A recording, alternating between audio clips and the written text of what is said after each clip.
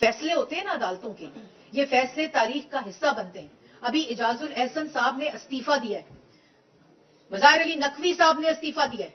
کیوں دیا استعفیٰ؟ استعفیٰ دے کر آپ سمجھتے ہیں کہ آپ اپنے دامن پہ لگے دھبے، کالے دھبے وہ صاف کر سکتے ہیں؟ استعفیٰ دے کر آپ تمام حساب سے بری الزما ہو سکتے ہیں؟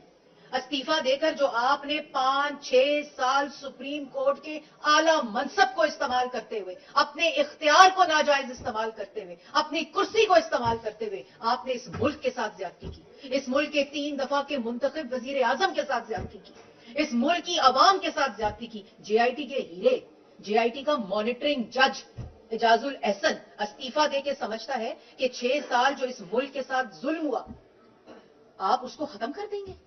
آپ کانٹروورشل فیصلے دیں، آپ کی کرپشن کے کیسز نکل آئیں، آپ کے اوپر ریفرنسز ہو جائیں، آپ کی انویسٹیگیشن ہو رہی ہو تو آپ استعفیٰ دے دیں گے؟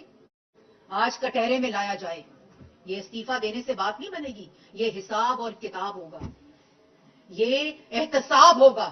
اگر 3 دفعہ کے منتخب وزیر اعظم کا احتساب ہو سکتا ہے اور وہ اپنے آپ کو قانون کے سامنے پیش کرتا ہے، اپنے پورے خاندان کو کرتا ہے، اپنی پوری جماعت کو کرتا ہے، تو پھر چاہے وہ سپریم کورٹ کا جج ہو، چاہے وہ کسی بھی ادارے سے تعلق رکھنے والا شخص ہو، اس کا احتساب لازم ہوتا ہے.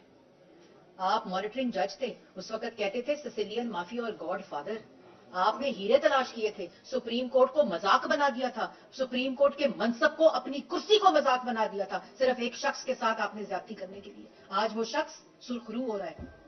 آپ اپنا استعفیٰ دے کر آپ نے غلط کام نہیں کیا تو کھڑے ہو جائیں. مظاہر علی نقوی صاحب اگر ٹرک آئے اور گئے نہیں تھے تو کھڑے ہو جائیں، کہ جی مانگو میرا حساب. نواز شریف نے کہا تھا نا کہ جو حساب، جو فریولس اپلیکیشن پیناما کی dustbin of the supreme court میں چلی گئی تھی، انہوں نے درخواست لکھا تھا کہ میرا حساب کرو، اگر میرے پہ الزام لگائے تو میرا حساب کرو. اور حساب دیا، احتساب کرایا، اپنی جماعت کا کرایا، اپنے خاندان کا کرایا، اپنے بچوں کا کرایا، اپنا کرایا، اور آج سرخرو ہو رہے ہیں.